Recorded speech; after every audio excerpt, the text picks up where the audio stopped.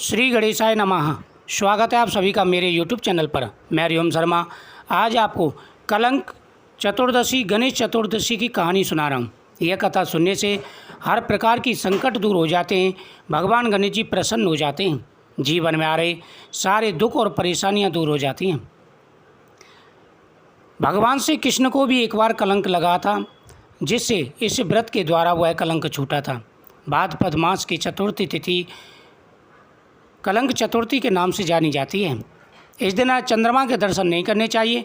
अगर भूल से चंद्रमा के दर्शन हो जाएं तो आप ध्यान रखें, ओम गंगणपति नमः मंत्र का जाप करें और इस कथा को जरूर सुनें।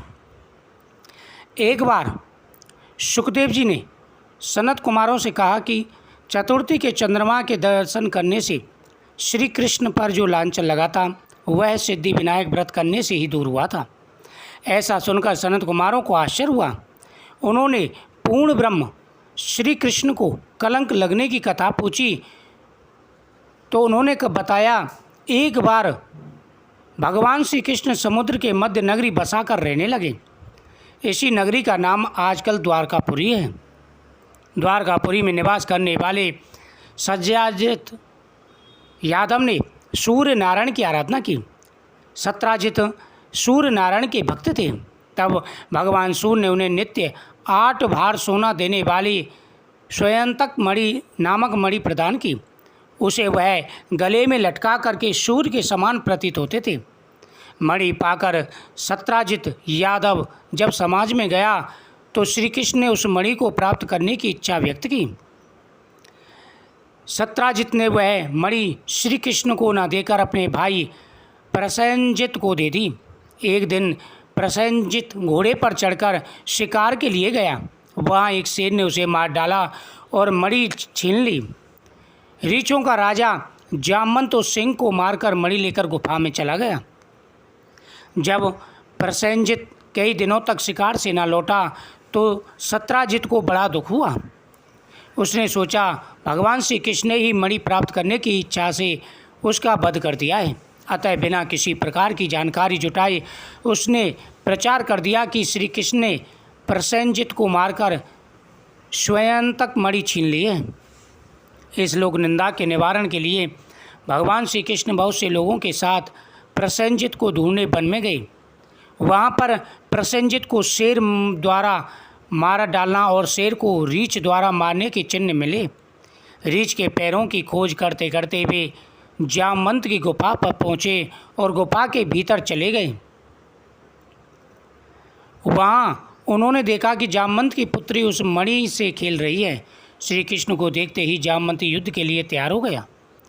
युद्ध छिड़ गया। गुफा के बाहर श्री कृष्ण के साथियों ने उनकी 7 दिन तक प्रतिज्ञा की। फिर वे लोग उनके वध को जानकर पश्चाताप करते हुए द्वारकापुरी को लौट गए। इधर 21 दिन तक लगातार युद्ध करने पर भी जामवंत श्री कृष्ण को पराजित ना कर सका। तब उन्होंने सोचा, कहीं ये वह अवतार तो नहीं जिसके लिए मुझे रामचंद्र जी का वरदान मिला था।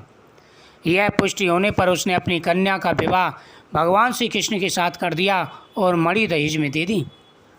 भगवान श्री कृष्ण जब मणि लेकर वापस आए, सत्राजित अपने किए पर बहुत लज्जित हुआ। इस लज्जा से मुक्त होने के लिए उसने भी अपनी पुत्री का विवाह भगवान श्री कृष्ण के साथ कर दिया।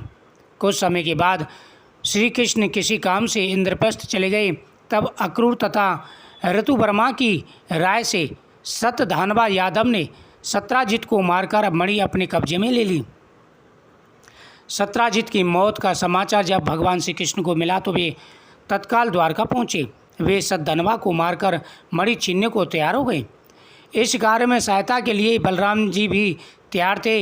यह जानकर सतधनवा ने मणि अक्रूर को दे दी और स्वयं भाग निकला। श्री कृष्ण ने उसका पीछा करके उसे मार तो डाला, पर मणि उन्हें नहीं मिली। बलराम जी भी वहाँ पहुँचे। भगवान श्री कृष्ण ने उन्हें बताया कि मणि इसके पास नहीं है। बलराम जी को विश्वास न हुआ। वे अप्रसन्न होकर विदर्भ चले गए। भगवान श्री कृष्ण के द्वारका लौटने पर लोगों ने उनका भारी अपमान किया। तत्काल यह समाचार फैल गया कि स्वयंतक मणि के लोभ में भगवान श्री कृष्ण ने अपने भाई को ही त्याग दिया। श्री कृष्ण इस अकारण प्राप्त अपमान के शोक में डूबे थे कि सहसा वह नारद जी आ गए। उन्होंने भगवान श्री कृष्ण को बताया, आपने भाद्रपद शुक्ल चतुर्थी के चंद्रमा का दर्शन किया था, इसी कारण आपको यह लांछन लगा। भगवान श्री कृष्ण ने पूछा, चौथ के चंद्रमा को ऐसे क्या हो गया जिसके कारण उसके दर्शन मात्र से मनुष्य कलंकित होता है।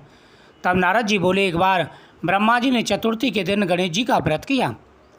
गणेश जी ने प्रकट होकर वर मांगने को कहा तो उन्होंने मांगा कि मुझे सृष्टि की रचना करने का मोह न हो। गणेश जी जो ही तथास्तु कहकर चलने लगे, उनके विचित्र व्यक्तित्व को देखकर चंद्रमा ने उपहास किया। इस पर गणेश जी ने रुष्ट होकर चंद्रमा को श्राप दिया कि आज से कोई तुम्हारा मुख नहीं देखना चाहेगा।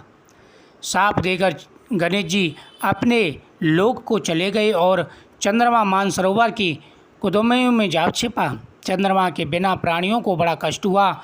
उनके कष्ट को देखकर ब्रह्मा जी की आज्ञा से सारे देवताओं के व्रत से प्रसन्न होकर गणेश जी ने वरदान दिया कि अब चंद्रमा श्राप से मुक्त हो तो जाएगा, पर भाद्रपद शुक्ल चतुर्थी को जो भी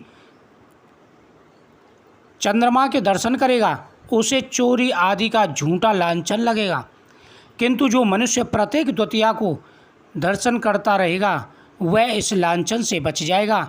इस चतुर्थी को सिद्धि विनायक व्रत करने से सारे दोष दूर हो जाते हैं। यह सुनकर देवता अपने अपने स्थान को चले गए।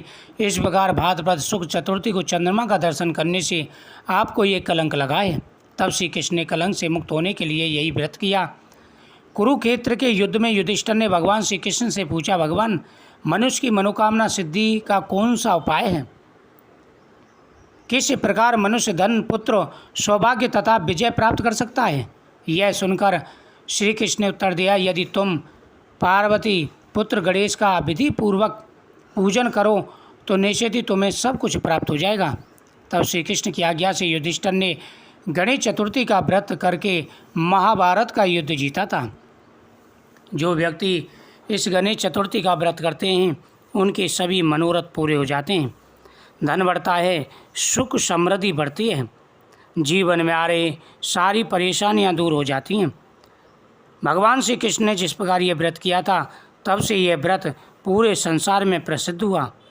जो व्यक्ति इस व्रत को करते हैं जीवन में उनको कभी भी कलंक नहीं लगता, जीवन में आ रही सारी परेशानियां, दुख दूर हो जाते हैं। सभी को प्रयत्नपूर्वक इस व्रत को अवश्य करना चाहिए।